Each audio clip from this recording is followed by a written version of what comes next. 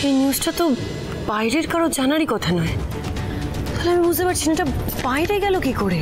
এই নাটকটা না এবার বন্ধ করো দিশা, এমন ভান করছো যেন নিউজটা দেখে আকাশ থেকে পড়লে। মানে আমি কি ভান করবো তানিষ্কা, আমি সত্যি ব্যাপারে কি মিথ্যে কথা বলছো তুমি।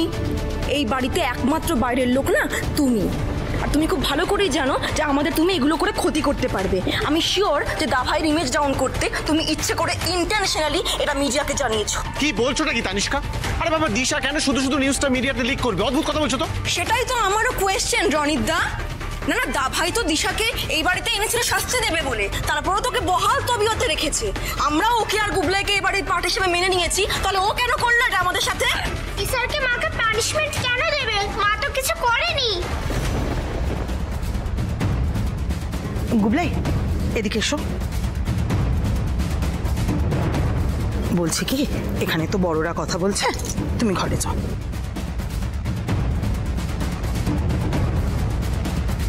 দেখো তানিষ্কা, তুমি ভুল করছো।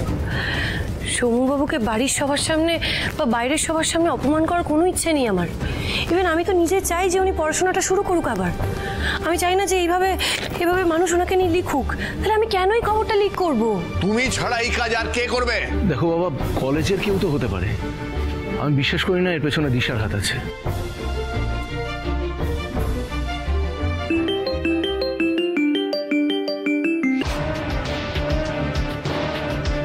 হ্যালো ম্যাডাম, আমি বিনোদন চ্যানেল থেকে বলছি।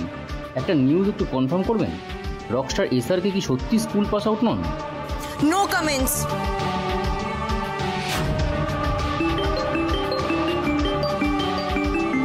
দেখি দেবদত্ত আবার ফোন করছে কেন? হ্যাঁ বল। এইসব কি পড়ছি রে? নিউজে ছেপেছে সৌম্য নাকি স্কুল পাস করেনি, কিন্তু তুই তো বলেছিলি সৌম্য প্রাইভেটে গ্র্যাজুয়েশন করে নিয়েছে। আরে ইটস অল রিউমার, বুঝেছিস? আচ্ছা শোন না, আমি একটু ব্যস্ত আছি, তোকে পরে রিং ব্যাক করি। হ্যাঁ ওকে ওকে ওকে। ওহো, এই যে দেখলে তো দিশা, কিভাবে শুধুমাত্র তোমার জন্য দাভাই সহ আমাদের বাড়ির প্রত্যেকের ঘরে বাইরে নাক কাটা যাচ্ছে। এবার এর খেসারত কে দেবে? দাঁড়ান দাঁড়ান, কোথায় যাচ্ছেন আপনারা? আরে শুনুন, কোথায় যাচ্ছেন?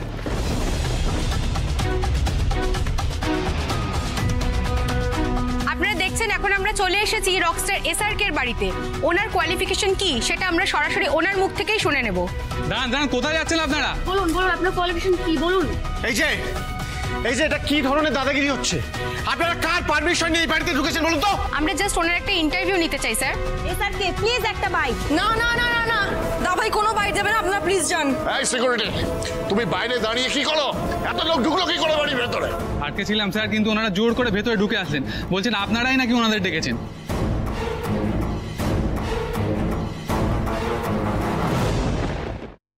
আজকে কাগজে যে নিউজটা ছেপেছে সেটা কি সত্যি? আপনি কি সত্যি স্কুলের পড়াশোনাটাও কমপ্লিট করেননি? কিন্তু এত বড় লোক পরিবার আপনার, টাকার অভাবে তো পড়াশোনা ছাড়েননি, তাহলে পড়াটা কমপ্লিট করলেন না কেন স্যার? তাহলে আপনি কি কোনোভাবে এক্সাম ফেল করে? আর একটা কথা বললে আমি কিন্তু পুলিশ ডাকবো। বেরোন বাইরে, সবাই বাইরে যান। এসআরকে আপনাদের কোনো বাইট, কোনো ইন্টারভিউ দেবে না। আপনারা যা খুশি তাই নিউজ করতে পারেন, উই ডোন্ট কেয়ার। বুঝতে পেরেছেন? নাও লিভ, সবাই এবার বেরোন। যান, বাইরে যান। দাঁড়ান,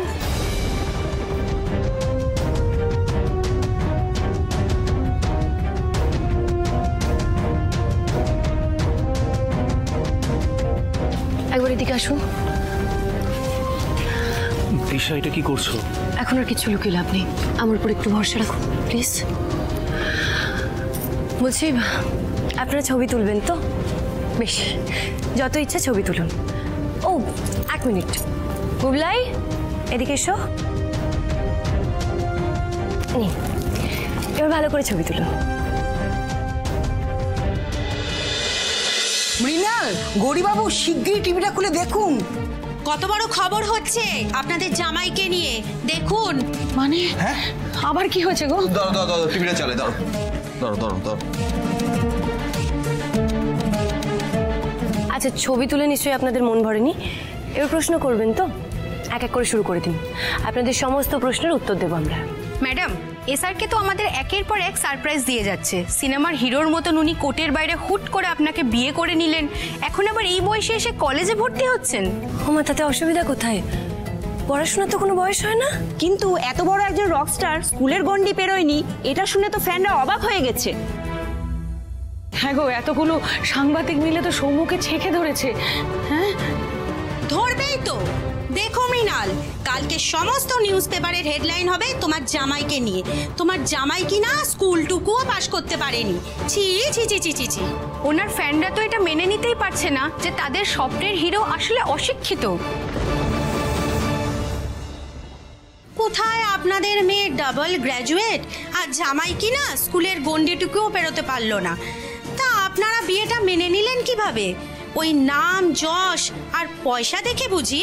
তখন থেকে কি যাতা বলে চলেছেন বলুন তো আপনারা? একটু চুপ করুন না প্লিজ। আমাদের না হয় চুপ করালে, সবার মুখ কি বন্ধ করতে পারবে? এই কেচ্ছা তো শহরের ঘরে ঘরে ছড়িয়ে পড়লো এখন। একটা ছোট্ট ভুল হচ্ছে। এই অশিক্ষিত বা অল্প শিক্ষিত আর স্কুলের গন্ডি পেরোয়নি মানে স্কুল পাস আউট হয়নি, এই দুটো কথার মধ্যে কিন্তু বিস্তর ফারাক আছে। আজ আপনাদের সেই ফারাকটাও বোঝাবো আর আপনাদের সমস্ত প্রশ্নের উত্তরও দেবো। আপনি কেন উত্তর দেবেন ম্যাডাম?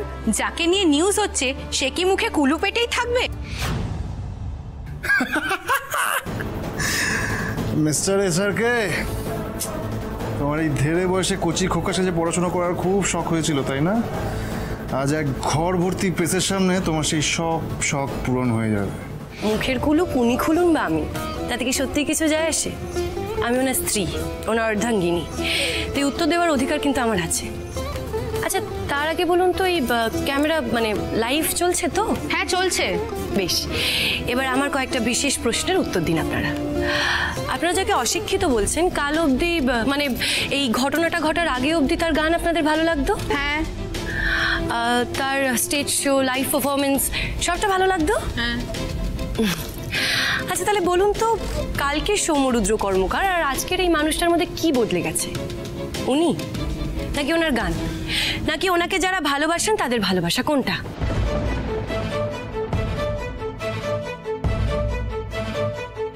আচ্ছা, আপনাদের একবারও মনে হলো না যে এত বড় এত ফেমাস একজন সিঙ্গার হুট করে এত বড় একটা সিদ্ধান্ত কেন নিল?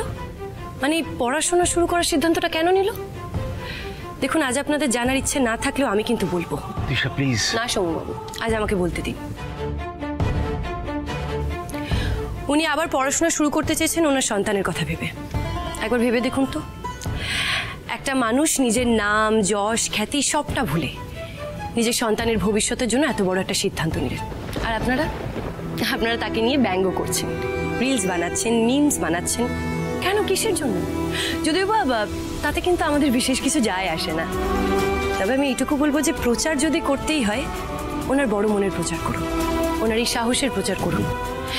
দেখুন, উনি কিন্তু এমন কোনো কাজ করেনি যাতে সমাজের কোনো ক্ষতি হয়, বরং এরকম বহু মানুষকে অনুপ্রেরণা দিয়েছেন। উনি সমাজের চোখে আঙুল দিয়ে দেখিয়ে দিয়েছেন যে শিক্ষার কোনো বয়স হয় না।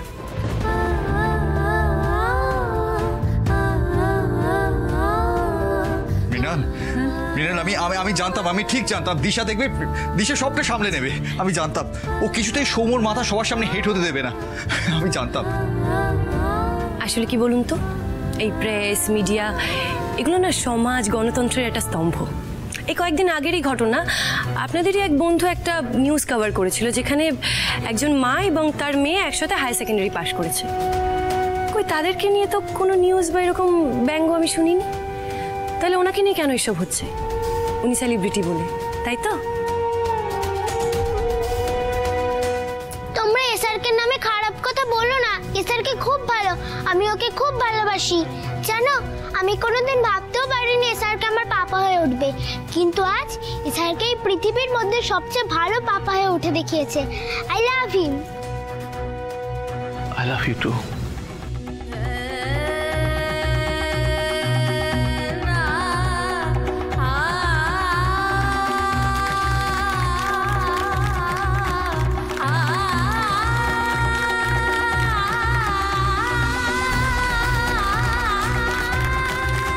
ম্যাডাম ঠিকই বলেছেন স্যার, আপনি আবার পড়াশোনা শুরু করে অনেককে অনুপ্রেরণা দিয়েছেন, এটা সত্যিই প্রশংসার যোগ্য।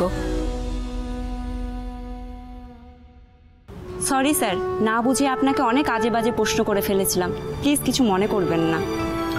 না না, ইটস ওকে।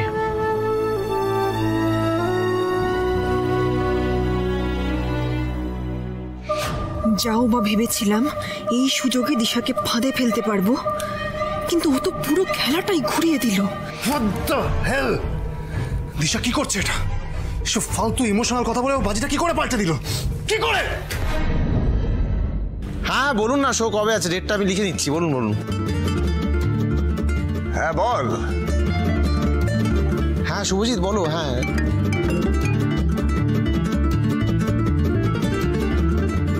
আরে এ তো দেখছি উল্টো হয়ে গেল। হ্যাঁ, মিডিয়া নেগেটিভ পাবলিসিটি করতে এসে সৌম্যরই উপকার করে দিল। ওরে বাবা, খালি ফোন। হ্যাঁ, এ বলছে স্টেজ শো, ও বলছে হ্যাড, ও বলছে ফাংশন, ভাবাই যায় না। ও দিশা, এই দেখো আবার ফোন। আগরওয়াল। হ্যাঁ মিস্টার আগরওয়াল বলুন, কবে? না এখন পারবে না, এসআরকে খুব বিজি। হ্যাঁ পর পর শুরু হয়েছে, একটু ফ্রি হোক, আমি তারপরে আপনাকে ইনফর্ম করছি। হ্যাঁ তাহলে রাখি, ডোন্ট মাইন্ড। আরে দিশা, তুমি তো ফাটিয়ে দিলে। একদিনে এত লোক কি বাড়িতে ঢুকবে সত্যি আমি কল্পনা করতে পারিনি। এখন তো দেখছি মিডিয়ার সামনে সত্যিটা বলে ঠিকই করেছো। না আঙ্কেল, আপনি কিন্তু আবারও ভুল করছেন। আমি মিডিয়ার কাছে খবরটা লিক করিনি, আর এই সাংবাদিকদেরও আমি ডাকিনি। তা কে খবর দিয়েছে তাহলে? সেটাই জানতে হবে। আপনাকে সবার সামনে ছোট করতে কে এই কাজটা করলো? থাক, এই নিয়ে আর কথা বাড়াতে হবে না। তুমি তো এমনিতেই সবার মুখ বন্ধ করে দিয়েছো। বাই দ্য ওয়ে, এখনো টেস্টের লিঙ্কটা আসেনি, তার মানে বোধহয় আমাকে কলেজও রিজেক্ট করে দিয়েছে। না, আমি স্বীকার করছি যে এই ক্ষেত্রে আমি দায়ী। হ্যাঁ, আসলে আমি তোমার কলেজে গিয়ে বলে এসেছিলাম যাতে তোমাকে অ্যাডমিশন না নেয়। What? Yes, I am sorry, I am very sorry. কিন্তু এখন বুঝতে পারছি আমি যেটা করেছিলাম সেটা ভুল করেছিলাম। মিডিয়া বরং তোমার এই লেখাপড়ার খবরটা নিউজ করে ভালোই করেছে, বুঝলে সৌম্য। এখন আমিও বলছি তুমি ডিগ্রিটা কমপ্লিট করো।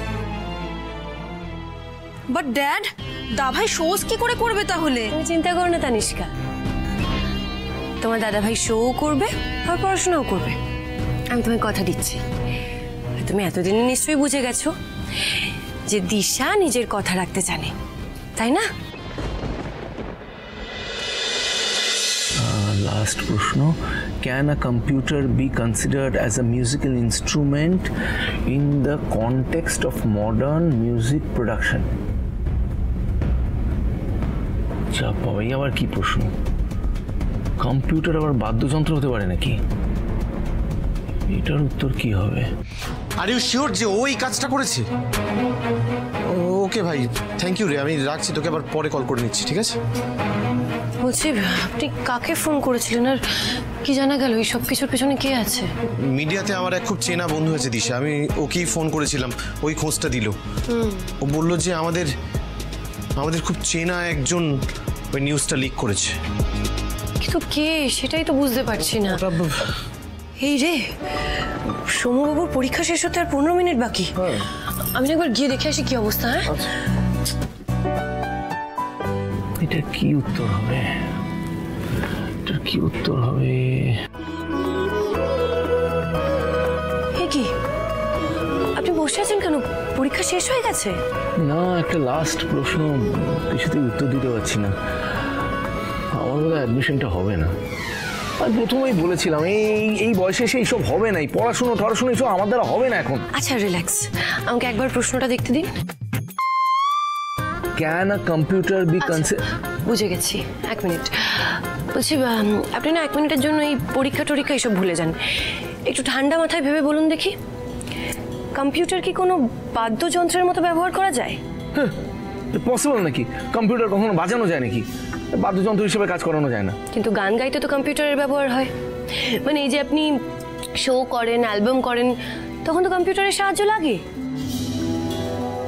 হ্যাঁ এক্স্যাক্টলি, হ্যাঁ কম্পিউটারে একটা সফটওয়্যার থাকে এবং সেই সফটওয়্যারগুলো দিয়ে আমরা অটো টিউন করতে পারি। যদি গলায় কোনো ডান্দিক বাদিক হয়, সুরের কোনো ডান্দিক বাদিক হয়, বা তাল বা লয়ের যদি কোনো আপ ডাউন থাকে সেগুলো ঠিক করতে পারি। ইনফ্যাক্ট আমরা ট্র্যাকও তৈরি করতে পারি। এক সেকেন্ড, আমি আপনাকে বুঝিয়ে সবটা বলছি। একটা minute.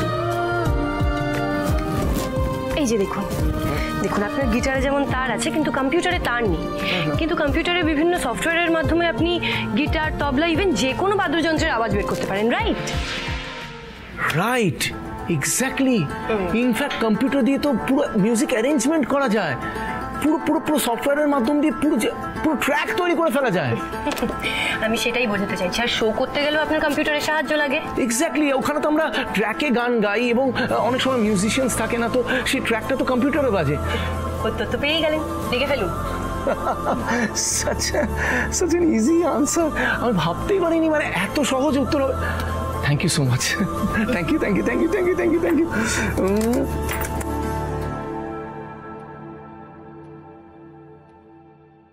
All the best. Thank you. Yes.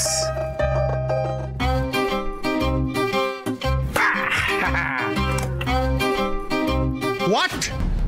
R you sure যে ওই খবরটা লিক করেছে? ঠিক আছে রে, থ্যাংক ইউ ভাই, আমি রাখছি, পরে কথা হবে। সঞ্জয়বাবু, আপনি কার থেকে খবর নিলেন আর কি জানা গেল? এই সবটার পেছনে কে আছে? মিডিয়াতে আমার একজন বন্ধু আছে দিশা, ওর কাছ থেকে খোঁজটা নিলাম। আমাদের খুব চেনা একজন এই খবরটা লিক করেছে। কিন্তু কে?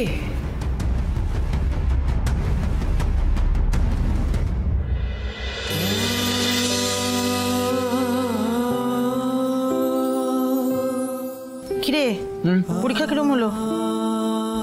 হ্যাঁ ভালোই হয়েছে, কিন্তু ভয় করছে মা।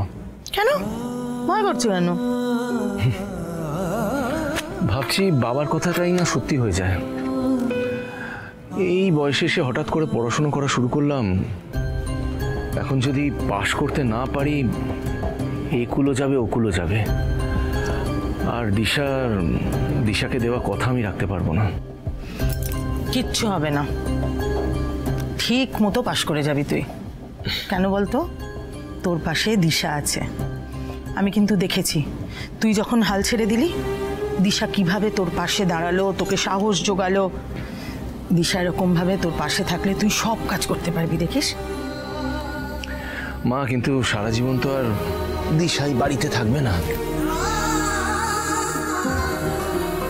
এক সেকেন্ড। হ্যালো, হ্যাঁ হ্যালো, হ্যাঁ শুনতে পাচ্ছি। হ্যাঁ হ্যাঁ স্যার বলুন। হ্যাঁ হ্যালো, হ্যাঁ ইয়েস, আমি সৌম্য রুদ্র কর্মকার বলছি। হ্যাঁ হ্যাঁ স্যার, হ্যাঁ। কি এখনই রেজাল্ট? হ্যাঁ বলুন। কলেজ থেকে ফোন নাকি? কি বলছে? হ্যাঁ হ্যাঁ বলুন।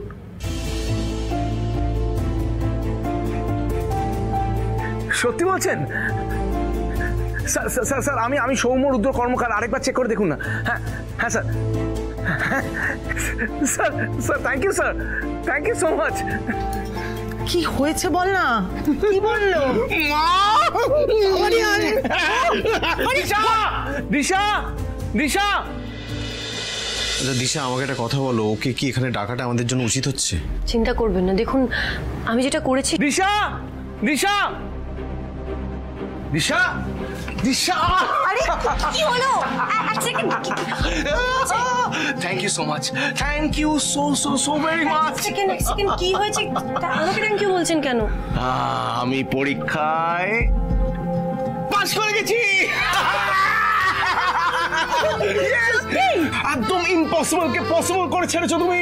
ইয়েস, ও মাই গড, ওরা আমাকে অ্যাডমিশন দিতে রাজি হয়ে গেছে। আমি তো বিশ্বাসই করতে পারছি না। ওয়াও, এক্স্যাক্টলি, সত্যি অবিশ্বাস্য ব্যাপারটা। অ্যাকচুয়ালি আমি এটাই চেয়েছিলাম যে ওরা যাতে এসআরকে নয়, সৌম্য রুদ্র কর্মকারকে তার যোগ্যতার উপরে অ্যাডমিশন দেয়। এক্স্যাক্টলি সেটাই হয়েছে। প্রথমে আমি একটু চাপে ছিলাম যে আমি পাশ করব কি করব না, কিন্তু ম্যাজিক। কিন্তু আমি জানতাম আপনি পারবেন, আর সেই জন্য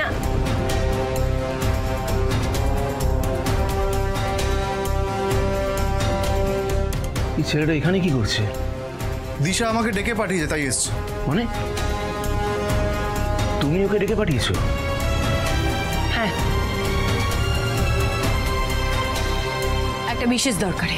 দিশা, দরকার থাকলে আমি আর তুমি তো বাইরে মিট করতে পারতাম, বলো এখানে ডাকার কি দরকার ছিল?